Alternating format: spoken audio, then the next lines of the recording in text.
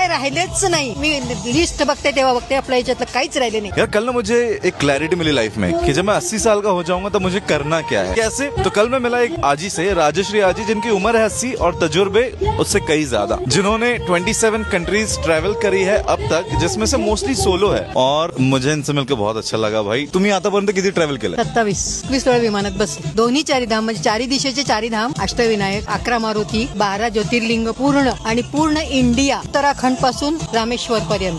केरळ झालंय, सांगते लेह लडाख झालेलं आहे, 3 सिस्टर झालेलं आहे, अंदमान झालेलं आहे. काय राहिलेच नाही. मी लिस्ट बघते तेव्हा बघते आपल्या याच्यातलं काहीच राहिले नाही. तुमची बकेट लिस्ट होती, तुम्ही पूर्ण केली आहे. तरी मला कोणाचं बॅकग्राऊंड नाही. पतीला जाऊन 32 वर्ष झाले आणि एकटी मॅनेज केलं सगळं. एकटी राहते मी. बाप रे. तुम्ही आमच्या यंग जनरेशनला काय मेसेज द्यायचं असेल तर? यंग जनरेशननी आहे त्याच्यात कष्टाने मिळवावं आणि सगळीकडे नाव करावं. शक्यतो कमी खावं, आई बापांना जास्ती जीव लावावं आणि त्यांना सांभाळावं. म्हणजे तुमच्या सगळ्या मनोरथ पूर्ण होतं. मोठ्यांना मान म्हणजे सगळ्याला मान आणि स्वतःला मिळतो आपोआप सन्मान. हे माझं तत्व आहे. आणि जेवढं तुम्हाला फिरता येईल तेवढं फिरून घ्यावं. बाकीचं सोनं नाणं कपडा काही बरोबर येईल. जेवढे प्रेक्षणीय स्थळ असतील तेवढे डोळे भरून आत्ताच पहा. म्हणजे म्हातारपणी देव कुठे नमस्कार कुठे अशी गत व्हायला नको. तर हसत जगावे हसत मरावे हे तर माझे गाणे. हाती नाही येणे हाती नाही जाणे. मला माझ्या 80s पर्यंत काय करायचंय हे राजश्री आजीनी मला सांगितलेलं आहे. आणखी तुम्ही सुद्धा ही गोष्ट फॉलो करायला पाहिजे असं मला वाटते. थँक्यू सो मच आजी. खूप छान वाटलं तुमच्याशी भेटून.